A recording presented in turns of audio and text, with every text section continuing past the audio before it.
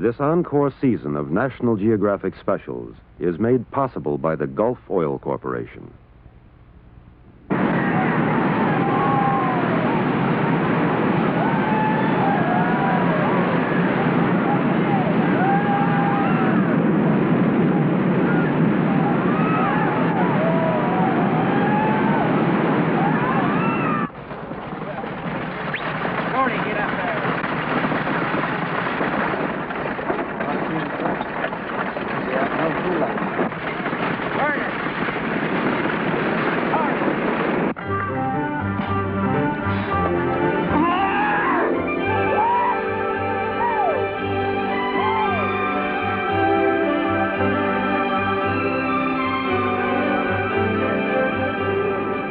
To most of us, just the mention of the names evokes memories to be cherished, dreams to be fulfilled. Names like Yosemite, Yellowstone, Grand Canyon. Along with other national parks, they've been called the crown jewels of America.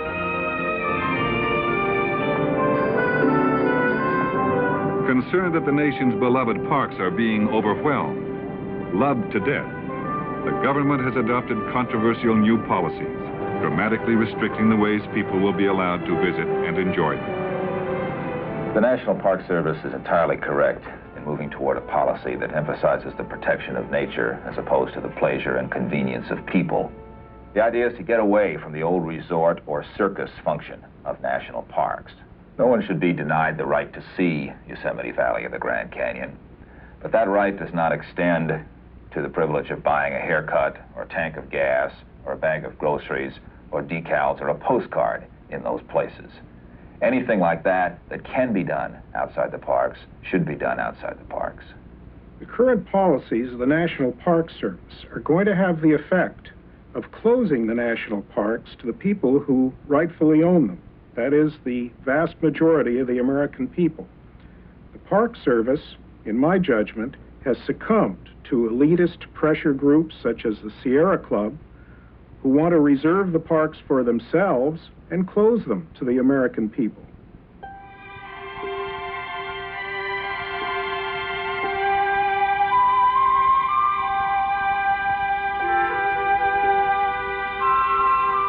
America's national parks. Are they a playground for all the people, or a paradise to be preserved for all time?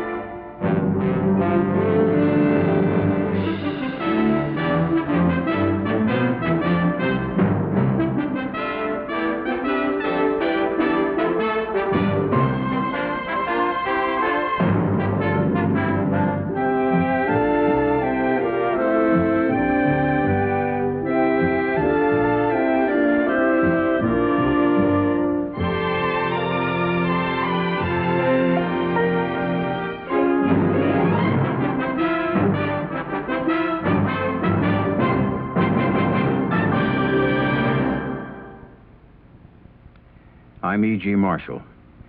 In 1872, when President Grant signed a bill making Yellowstone the world's first national park, he unknowingly touched off a controversy that continues to this day. What are the national parks for, and how should they be used? Today, the National Park Service manages more than 300 units, stretching from the Virgin Islands to Hawaii and Alaska. There are national parks, monuments, historic sites, recreation areas, seashores, nearly 24 different classifications in all. A glorious, if bewildering, variety that includes battlegrounds and cemeteries, the Statue of Liberty, Alcatraz Prison, and the Wolf Trap Farm Park for the performing arts. The question must be asked, can the Park Service be all things to all people? Tonight's film concerns 3 major areas: the big scenic parks, urban parks, and Alaska, our greatest remaining wilderness. America's national parks, paradise or playground?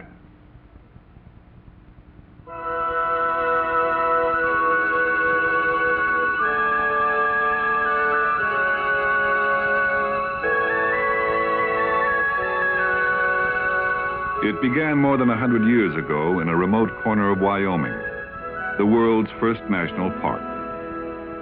A challenging frontier still beckoned a vigorous and growing nation. But there were some who would see beyond the frontier, would see wilderness not as an enemy to be conquered, but as a continuing source of inspiration and renewal.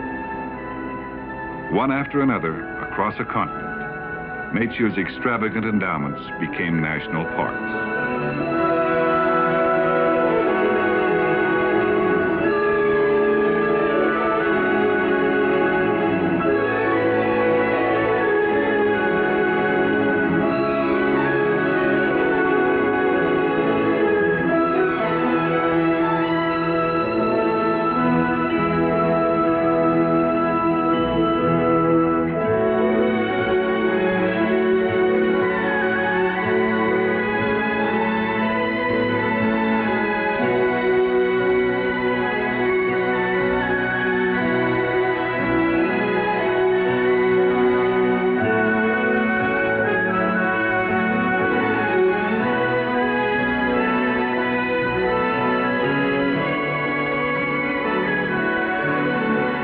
To withhold natural grandeur from exploitation was a new and daring idea, a uniquely American idea. It was indeed a radical idea that wild, pristine land and the life it holds are precious and should be preserved for all time.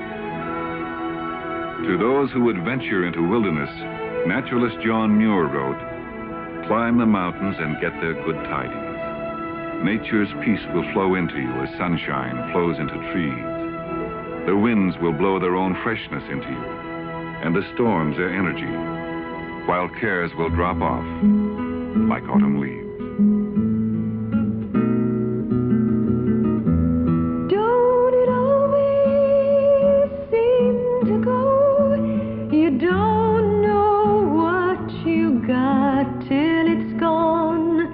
They paved paradise and they put up a parking lot with a pink hotel, a boutique, and a swinging hot spot. Don't it always seem to go? You don't know what you got till it's gone. They paved paradise and they put up a parking lot. They paved paradise and they put up a parking lot.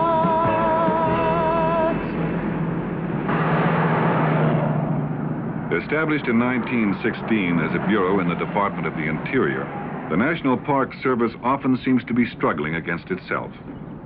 For it is charged by law with a dual mission: to protect the parks and at the same time to promote their use.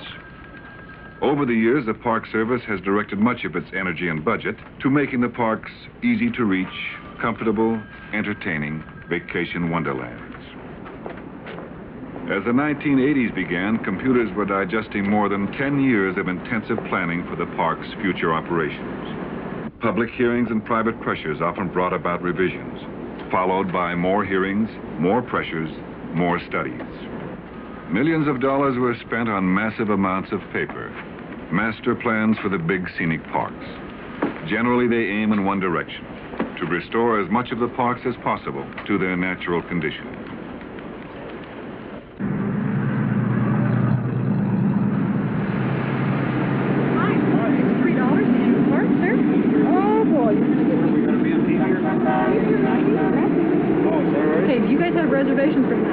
Inevitably, Park Service planners say something must be done about the private automobile, because the presence of cars and the facilities they require diminish the natural park experience. Many plans would reduce, relocate, or eliminate completely, not just parking lots and gas stations, but also supermarkets, restaurants, shops, hotel accommodations, and similar services inside park boundaries.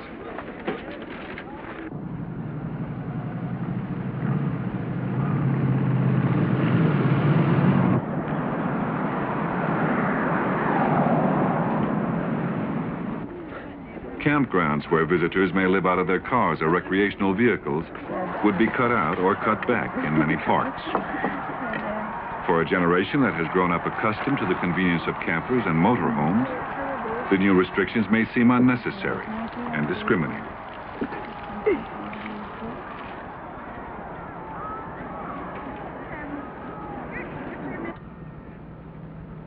Much in the new policies reflects the philosophy of conservationists, like Roderick Nash, professor of history and environmental studies at the University of California, Santa Barbara, and author of Wilderness and the American Mind. In opposition, Los Angeles attorney Eric Julber advocates even greater access to the parks. A hiker and licensed river guide, Julber has written about park matters and testified before a congressional committee. Present park policies follow the Sierra Club recommendations, namely to reduce and eliminate hotel, motel accommodations and stores from our national parks, and eventually to ban all automobiles. Now, such policies, if carried into effect, in my judgment, will have the effect of evicting the vast majority of the American people from the use and enjoyment of their parks. All the new policies are saying is there's certain things you're not going to be allowed to do in national parks anymore. That doesn't mean eviction. In the matter of private cars, it simply means you won't be allowed to drive your private car in, but you're going to be invited to walk in or come in on a public conveyance. That's in the line of shaping or molding the experience in a way more conducive to national park purposes. This, after all, is no different than what a university or a concert hall or an art museum does. It simply says that the people who come there have to be interested in the sort of thing that's on display. That's what the parks should have the courage to do. The mission of the National Park Service is to manage the areas assigned to it by the Congress of the United States and to... Steering a course between extreme viewpoints, National Park Service Director Russell Dickinson. There are those who would like to have no public use of parks with the protection function paramount, and there are those who would like to see unrestricted use. But we in the National Park Service walk a very delicate line in which we are expected to achieve balance between the protection and preservation function and to allow an appropriate and reasonable amount of public use. Parks unused are parks that are not appreciated, and so fundamental to the whole concept of national parks is public use. And that's what we really mean by saying that parks are for the people. However, the range of activities have to be restricted to an appropriate type and level of use consistent with the protection of the resource. First and foremost is the protection and the preservation of that area so that it be passed along unimpaired for the use of future generations.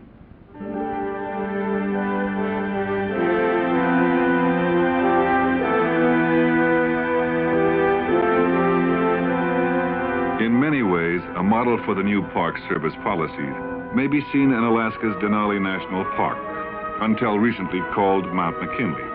Here, nature is the only attraction. Little has been done to alter its pristine condition. Sightseers must use the free bus service or walk. Private automobiles are restricted. Denali has only one road, and that is unpaved for most of its 87 miles. Except at 3 widely dispersed locations, there are no lodgings, restaurants, gas stations, or stores. And in nearly 4.5 million acres of park, almost 7,000 square miles, only 7 campgrounds. If we see any wildlife on the way out, don't hesitate to let me know. I'll stop and we'll watch them as long as I have time on my schedule. I'll give everybody a chance to look at it or take pictures. No, there's caribou. Yeah. Denali reminds us of our past, of what many big scenic parks in the lower 48 states were like 50 or 100 years ago. A place where wild animals may freely roam. And the sight, even at a distance, offers visitors a lasting thrill.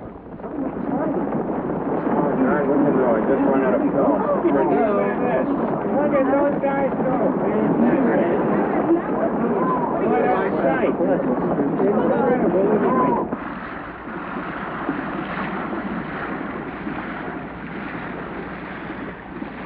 To a small but growing minority, national parks mean true wilderness, a chance to get away from it all, to test body and mind, to do for recreation what our ancestors had to endure for survival.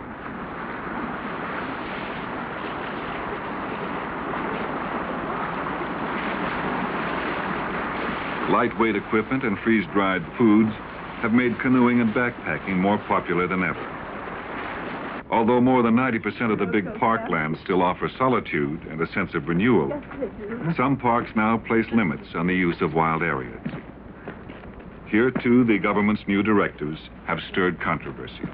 The present policies of the Park Service seem to assume that most park users are young backpackers without families.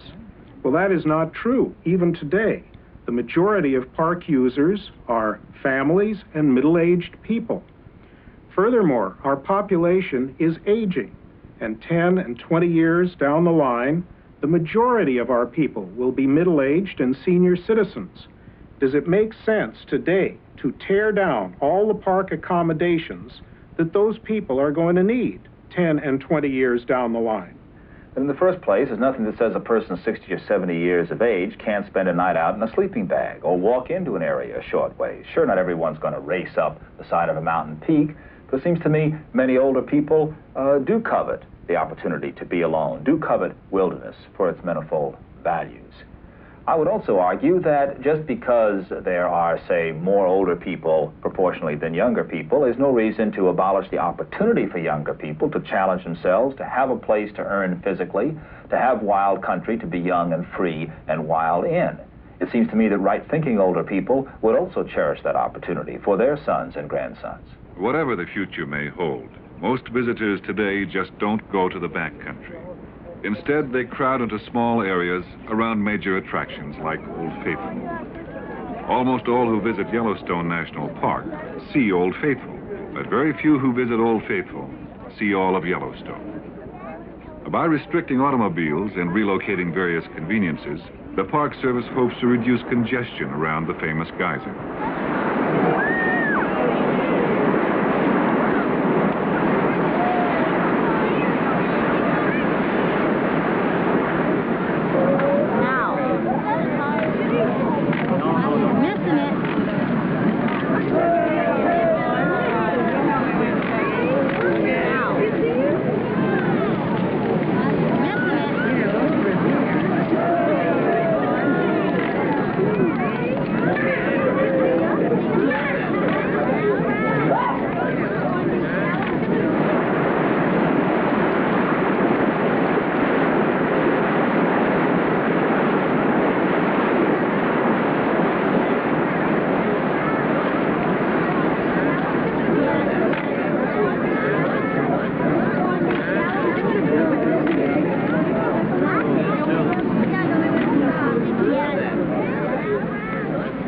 Typical park users are what rangers call windshield visitors.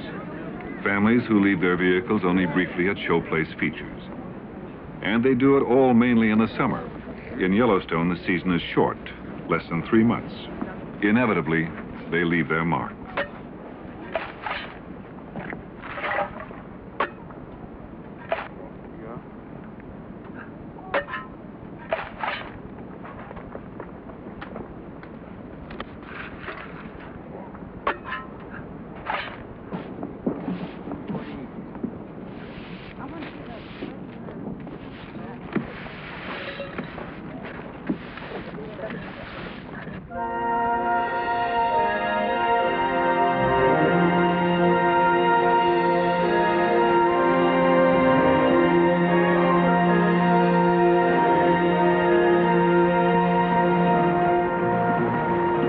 Tales of boiling water covering the ground and columns of steam bursting into the air brought ridicule to the first white men returning from Yellowstone in the mid-1800s. But later expeditions confirmed that the unbelievable was indeed true. Yellowstone's 10,000 geothermal features reflect volcanic action of unimaginable power, yet remain remarkably fragile. What are you doing? Cleaning out the rocks and trash that visitors have thrown in. Why do they do it? We've often wondered why. I think they think this is a wishing well. And, of course, what they don't realize is that if it is a wishing well, we as the rangers get the wish. And our wish is to them that their fan belt would break some Friday afternoon on the freeway. The problem is when this material ends up in the bottom of the hot spring or the geyser, it will sink down to the lowest point. Of course, all stuff will eventually sink, and it'll clog up the vent. There are several major geysers and hot springs that have been totally destroyed by the trash that people have thrown in.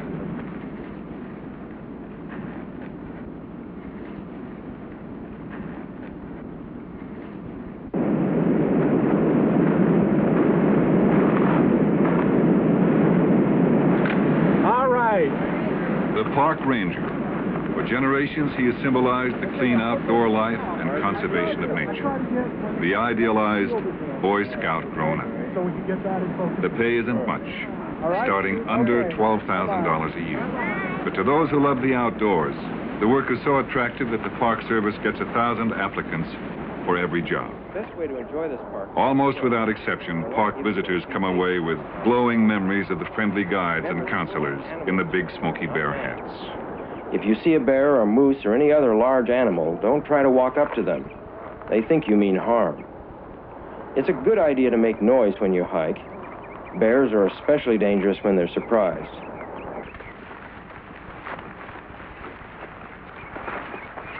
Been fishing? Yeah. Okay. Do you have a permit? Yeah. Okay, did you have a chance to take a look at the regulations? Sure. What? Okay, this area has been closed. Oh, I can tell you some other good spots. If you head north just a couple miles from here, a little stream that flows in called a Little Fire Hole. And you have to walk back maybe a couple hundred yards, and most people are a little bit too tired or lazy to do it. Yeah, all right. Okay. All right, Have a good thanks. night.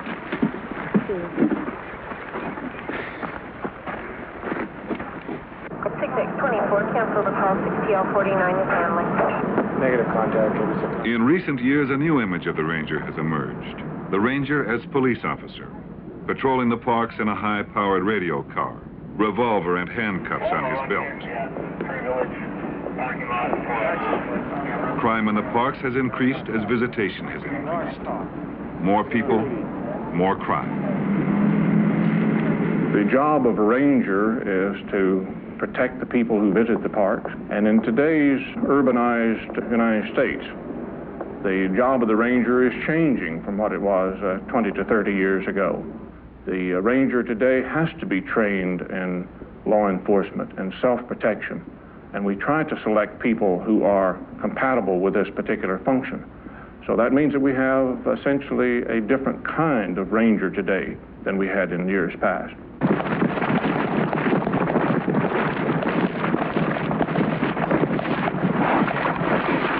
All right.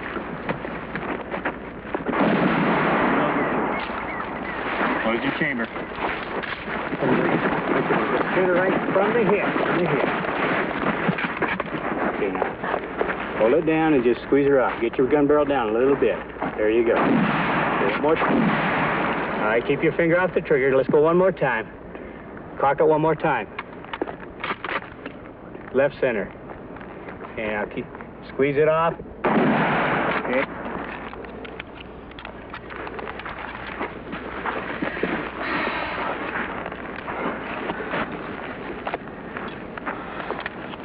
Okay, good shooting.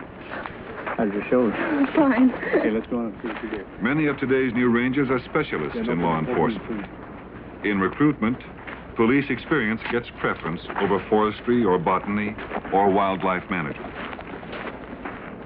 Julie Boulding, a seasonal ranger, enrolled in a law enforcement class at her own expense last year to improve her opportunities with the Park Service.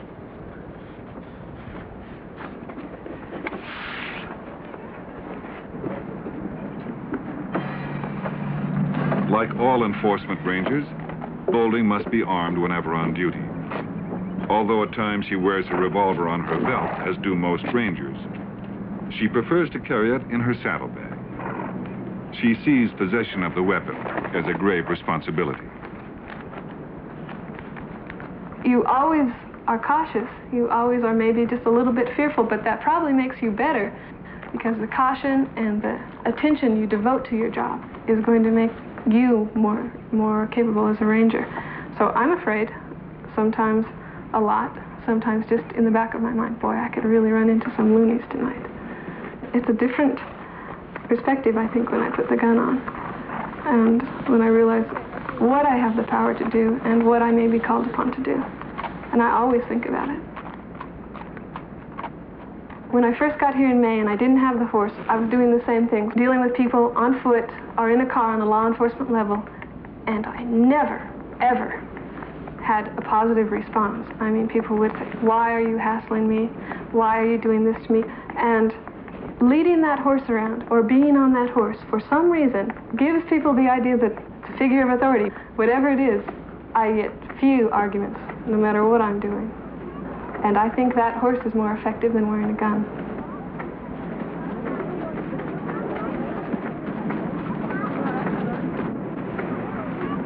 The children and the elderly people have got to be the most fun, especially the women.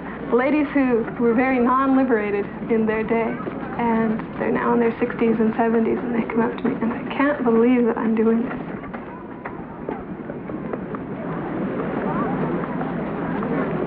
Kids, back to the boardwalk. Kids, come on back here. That's a very dangerous place to be. There's boiling water there. It could hurt your feet.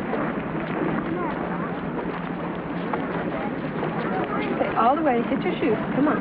Let's go.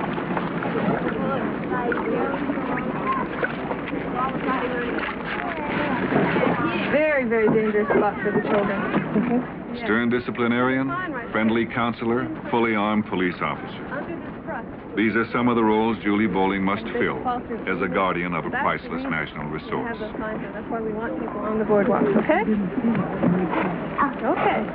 Although many veteran rangers will tell you privately that they don't like the new emphasis on police work, Bowling accepts it as part of the job.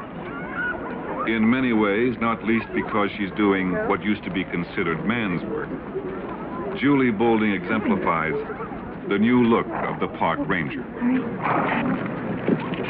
Oh, these shoes are nice and fuzzy. Yeah, he just about is. His ears are nice and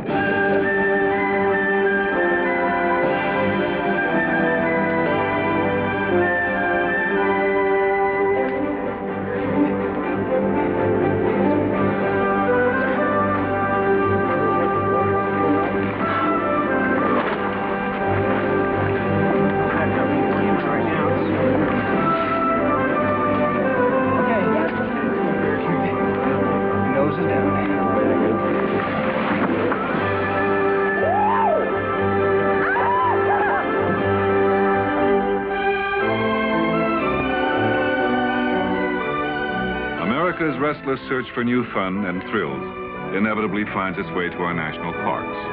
At Yosemite, the Park Service has successfully accommodated those who enjoy jumping off a 3,000-foot cliff, suspended beneath 50 pounds of dacron and aluminum. Strict safety rules, enforced by a ranger who is himself a pilot, gave Yosemite's hang gliding program a remarkable record. Not one serious injury in 5 years.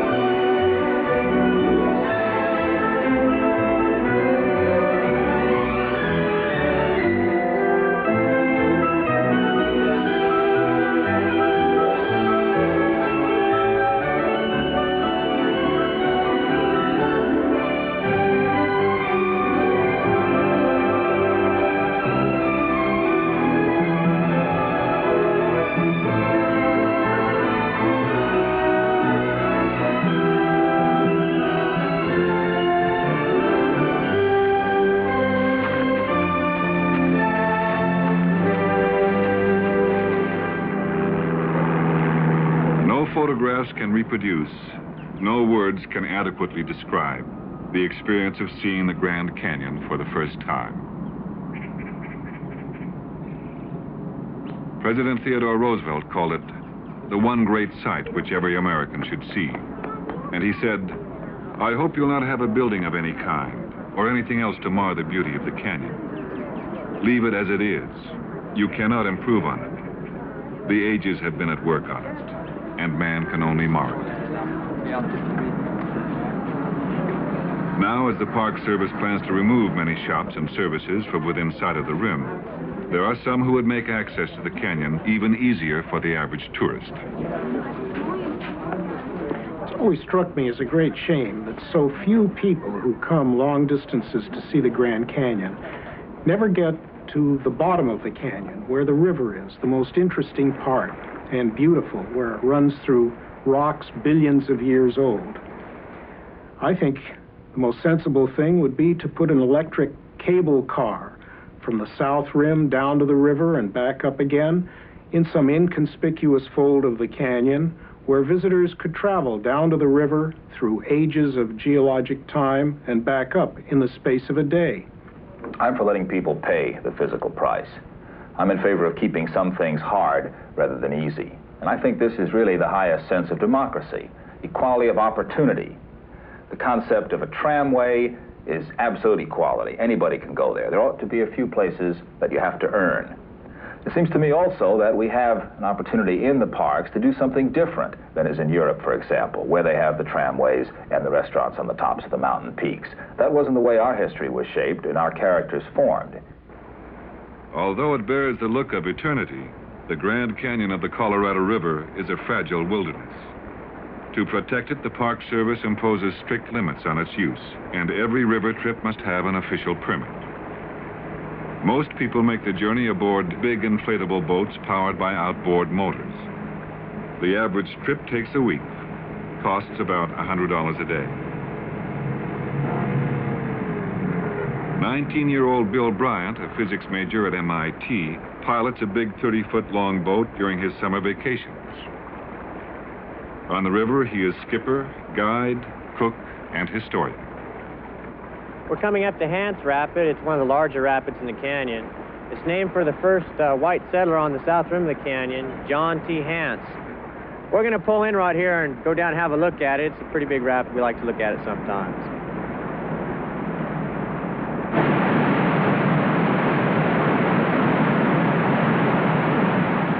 When you scout a rapid like Hance, especially in low water, the thing one really looks for are rocks, and a way to get through those rocks without hanging up the boat or damaging the lower unit of the engine. There's always a funny feeling in my stomach. I try to look at it analytically, but all along there's a little bit of nervousness in my stomach, and it all climaxes just as I'm entering the rapid.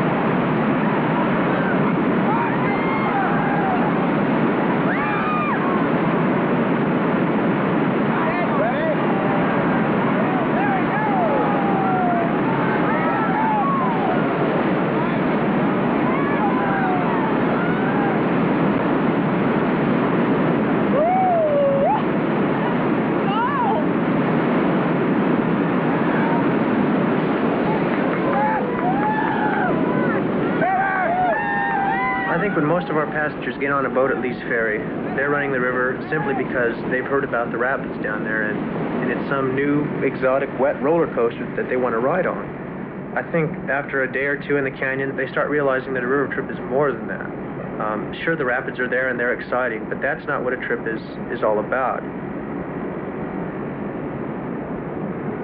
Business and political pressures challenge a Park Service ruling that would ban all motors from the river by 1985. The service believes that motor noise detracts from the wilderness experience. If the motor is not there, you're allowed then to commune more directly with your surroundings. And that is the primary reason to go there, I would think, to be able to commune with that place that's very special. It's very quiet. It's very peaceful. It's very beautiful.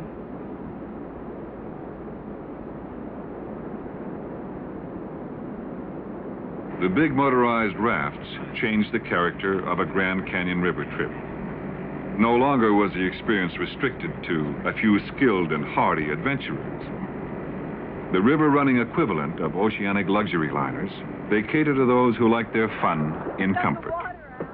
Helping to unload personal gear is often the most strenuous activity expected of passengers. Commercial boat operators carefully obey strict Park Service camping regulations, yet still manage to provide their customers with ample supplies of fresh food and other amenities not associated with roughing it.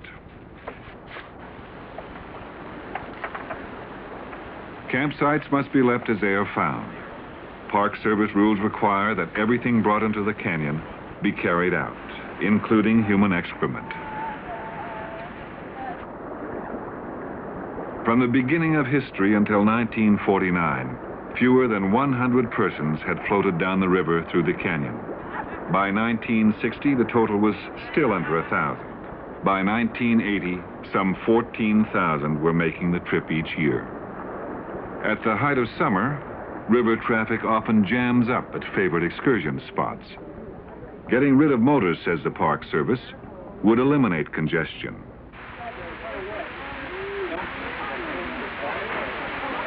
You want to put your foot down on it. Okay, come on. Step right over me.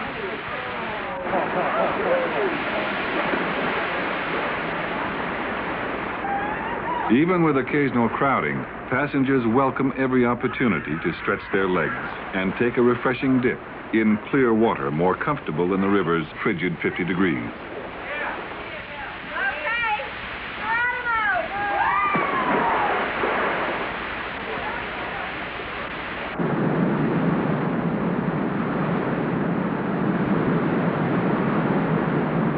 For the adventuresome, big dories most closely approximate the experience of the first party to make the Grand Canyon River trip.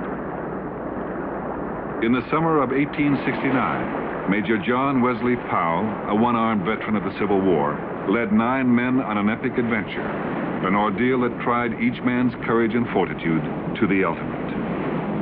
Today, people pay close to $1,500 each to do it for fun.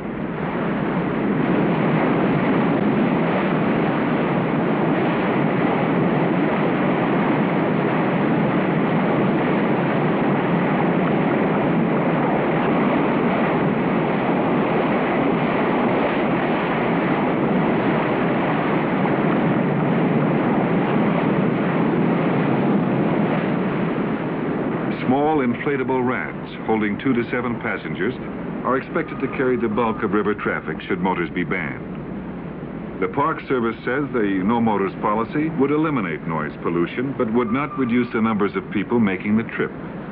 But many find this hard to accept. Motorized trips down the Grand Canyon should definitely be permitted to continue. They are not as aesthetic as oar-powered trips. They have the great advantage of being much cheaper because they make the trip in half the time that it takes the oar-powered boats.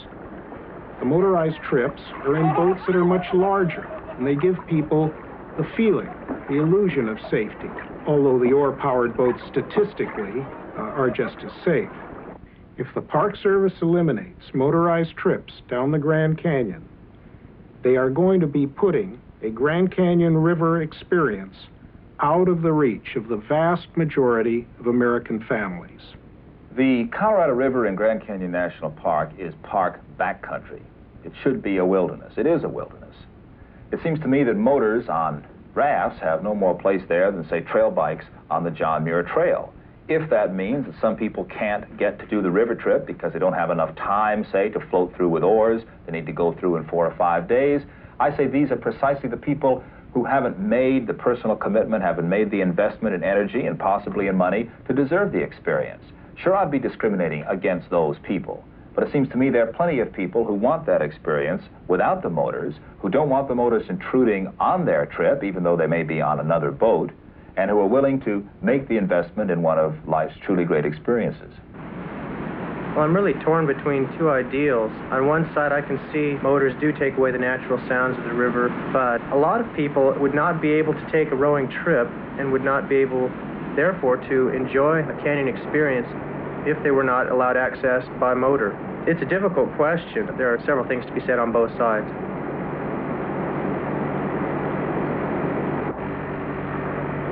When we began the Grand Canyon trip, I had no idea of what we were in for. But after a week of sleeping on the ground and getting up with the sun and bathing in icy cold water, I found I had a new respect for nature. The trip was really a profound experience.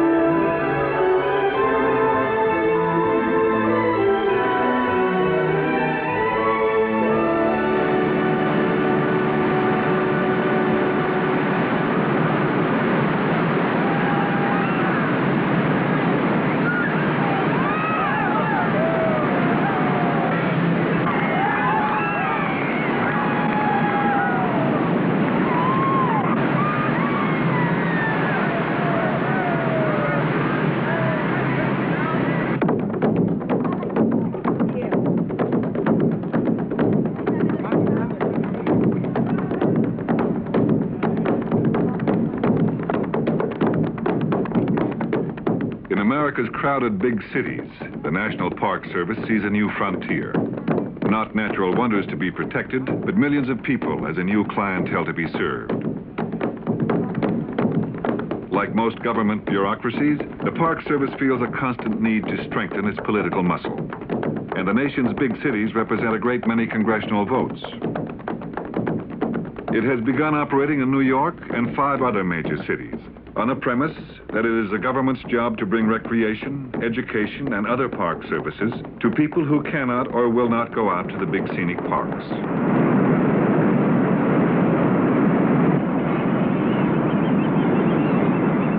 Near the end of one of New York's subway lines at the outskirts of the city, the Jamaica Bay Wildlife Refuge. Apparently unbothered by screaming jets, huge flocks of colorful birds thrive under the flight patterns of Kennedy International Airport.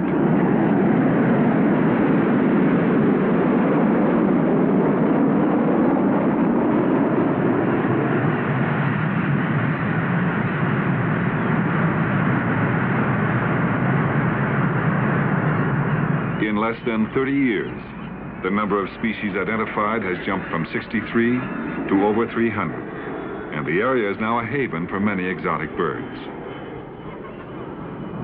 Despite its reputation as a natural history success story, the bird sanctuary is virtually unknown to the city's residents. Most New Yorkers who cross it daily by auto or subway don't even know it's there. The few bird watchers who enjoy the area probably want to keep it that way.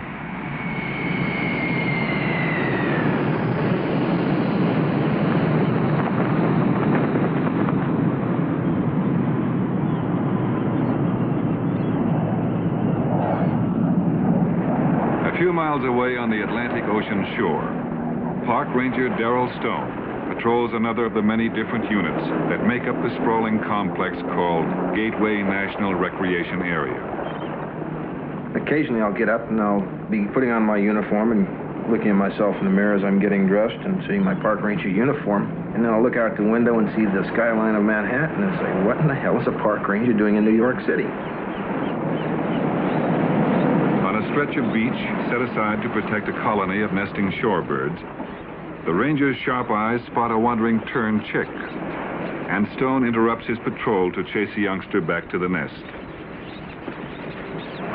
Come on.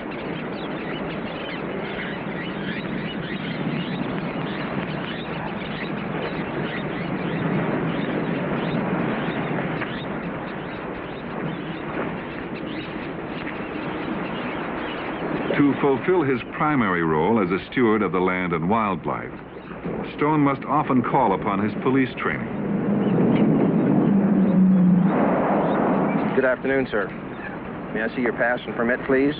You're driving in a tern nesting colony. The area is posted and you go right through the center of it. The people coming to Gateway, some of them don't realize that they're in a National Park Service area. Some of our visitors come out here and have no concept of how to preserve and protect an area, and they think that everything is for use and nothing is for preservation and protection. Around these salt marshes. Many Park Service programs at Gateway are designed to instill in city youngsters an interest in natural history and the outdoor life. So right now I'd like some people to put on some boots. Following the collection here, I'll be taking you to the lab and showing you microscopic organisms that are a very fundamental part of the ecological chain.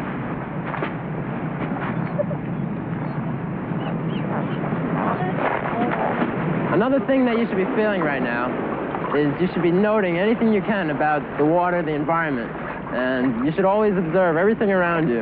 On the bottom of your boots, you'll feel that it's loamy. And it's very important to keep the poles down on the ground. Okay, come over here. And you get the fish out of the net eventually. Hook on. You'll notice. Okay, let him, you just stay stationary and let him come around. Drag him through the soil. And start pointing the stick inwards. The bottom of the stick should be pointing towards each other now. Not that way, inwards. Inwards. And inwards. Now you gotta really pull it.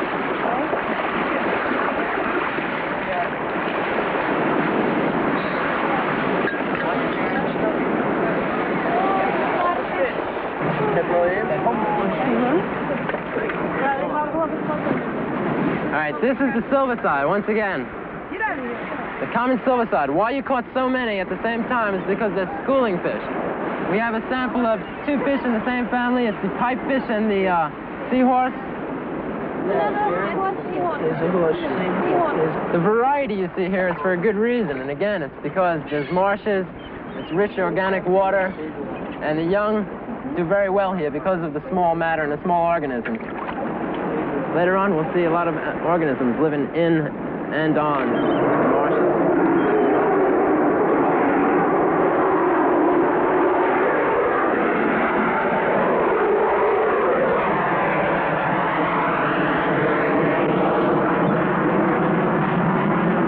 The first one is a little bit too high, and what will happen is after a day, you'll end up bending the ridgepole because you'll have too much tension.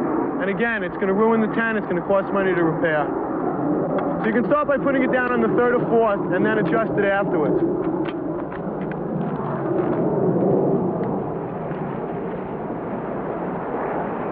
Hey, Wayne. Getting it together? Trying. These just spin off and tie them beside them. Tie beside them. Anybody home? Yeah. It's more than everybody. Hey, what happens if the wind blows and the rain blows in this direction? We're in trouble. Yeah. What you ought to do is think about putting it always with the back to the wind. That way. Or you How go. are we supposed to know which is the front? How you supposed to know? Well, the one with the hole, with the door in it's the front. When it's closed up, we didn't know which was the front. Oh, well, Let me get out of here. maybe the wind will change tonight. Let's hope so. Okay. There's some rewards here that are unique to see the school kids coming out here on overnight camping programs that have never camped outside before and look at the grounds out here as a pristine wilderness. I've had kids that have actually asked and are seriously concerned about ferocious wild animals, bears, lions, and tigers. to them. That's the wilds of America.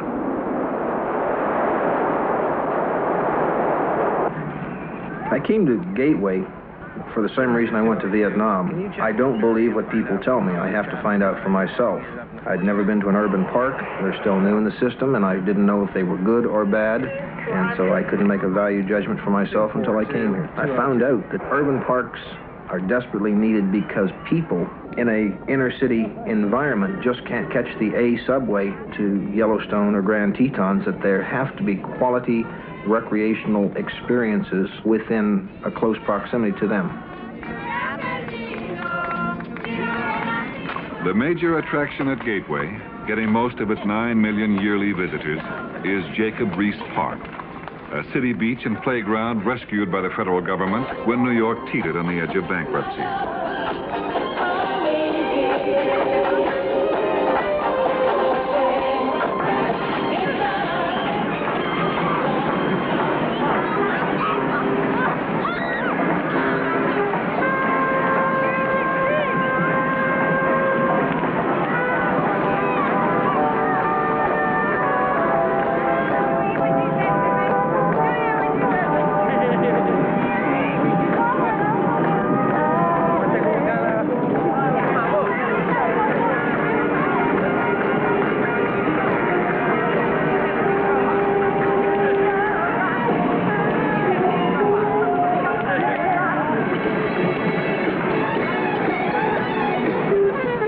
Gateway and most of the other urban parks have stirred considerable controversy. Do they meet the test of national significance? Should playgrounds in a few big cities be part of the national park system? Or should they be in local or regional hands? And so there is concern that the growing emphasis on urban parks will make the National Park Service more than ever before a political football. Disclaiming politics, the Park Service maintains that its urban projects perform sorely needed services that would otherwise go begging.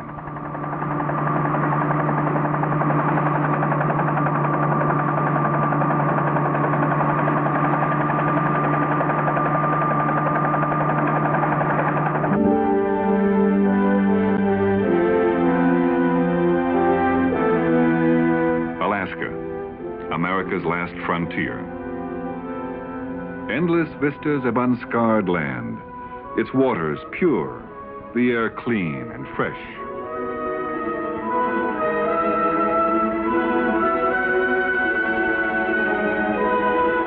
As Alaska is today, so was most of the continent at the time of American independence. And it is the intention of the National Park Service that much of Alaska shall remain pristine and its wildlife shall flourish.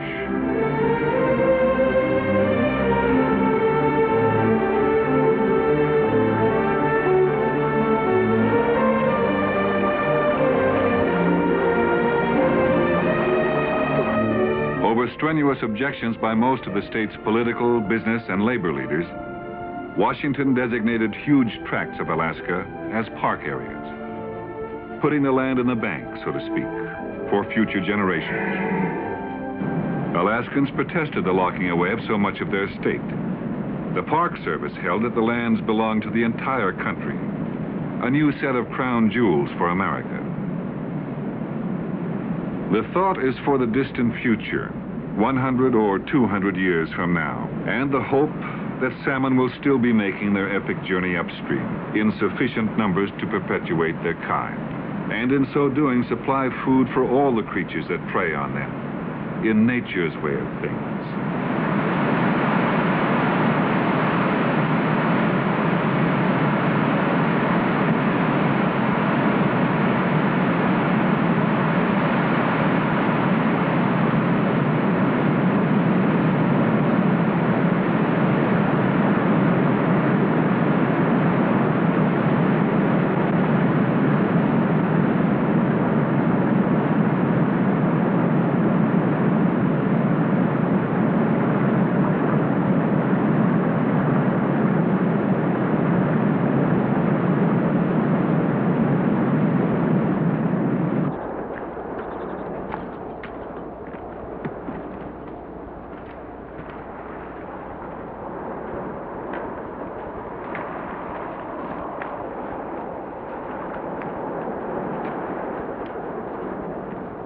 North of the Arctic Circle, summer is a short season of long days. Near the Brooks Mountain Range at the edge of the vast wilderness called Gates of the Arctic National Park, Ray Bain lives in a fashion that almost seems to span 2 centuries.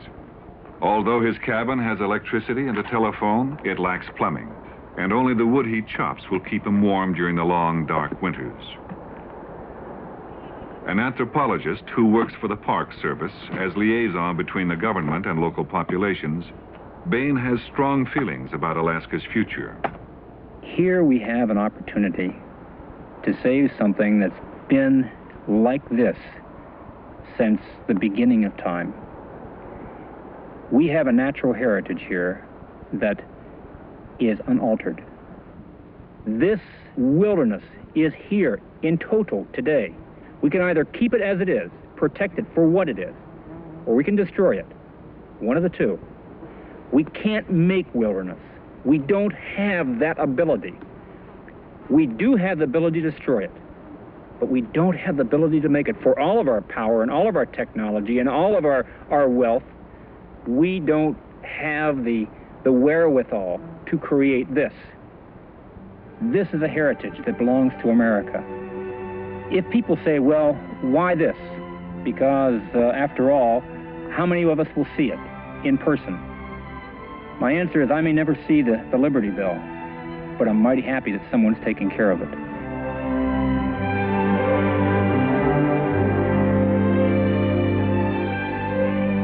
How the parks can be used freely and still be preserved for the future is a challenge that should transcend politics and business and social change. We are, as John Muir put it, tired, nerve-shaken, over-civilized people, finding out that going to the mountains is going home, that wildness is a necessity, that parks are fountains of life.